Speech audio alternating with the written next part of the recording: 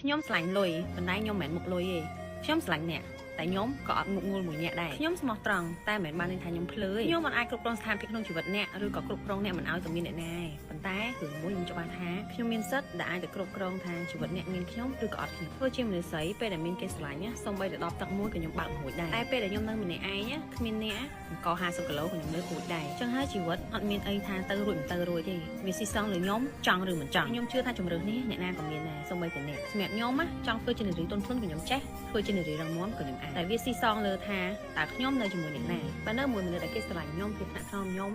ញ៉ាំញ៉ាំអួយប៉ុន្មានក៏ខ្ញុំអាចធ្វើបានដែរហើយបើនៅជាមួយមនុស្សដែលគាត់យកចិត្តទុកដាក់ស្រឡាញ់ខ្ញុំមិនថាជួបបញ្ហាអីក៏ដោយញ៉ាំបាយមួយចានពីរនាក់ជាមួយអំបិលក៏ខ្ញុំអាចកំណត់គាត់បានដែរអ្នកស្រឡាញ់រហូតតែស្អាតឆ្លាតប្រកែឲ្យខ្ញុំស្អាតដូចគេប៉ុន្តែអ្នកមានតែមើលសមត្ថភាពគ្រួសារប្តីគេថាគេផ្ដល់ឲ្យប្រពន្ធគេអីខ្លះអ្នកវិញបានផ្ដល់ឲ្យខ្ញុំអីខ្លះក្រៅពីជំងឺបេះដូងនិងជំងឺស្ទះអារម្មណ៍តើអ្នកពិតជាច្បាស់អត់ថាអ្នកចង់បានការស្រឡាញ់ពីមនុស្សម្នាក់ដែលអ្នកកំពុងបំផ្លាញអារម្មណ៍គាត់និងស្មារតីរបស់គាត់កុំថាឡើយមនុស្សតែសត្វពេលដែលវាយវាក៏វាចេះបកខំដែរកម្រំតែមនុស្សទៀតអ្នកធ្វើបាបខ្ញុំរាប់ឆ្នាំរាប់ខែមកហើយអ្នកគិតថាខ្ញុំនឹងនៅទ្រាំបែបហ្នឹងរហូតដល់ពេលណាលុយក៏ខ្ញុំចាយមិនគ្រប់ផ្លូវអារម្មណ៍ក៏ខ្ញុំមិនដែលសុខស្រួលផ្លូវកាយក៏ខ្ញុំក្រំគ្រាការលួងលោមក៏គ្មាននេះហ៎ជាប្តីល្អដែលអ្នកតែងតែនិយាយនេះហ៎ជាស្តង់ដារបរិបអស្ចារ្យបរិបជោគជ័យរបស់អ្នក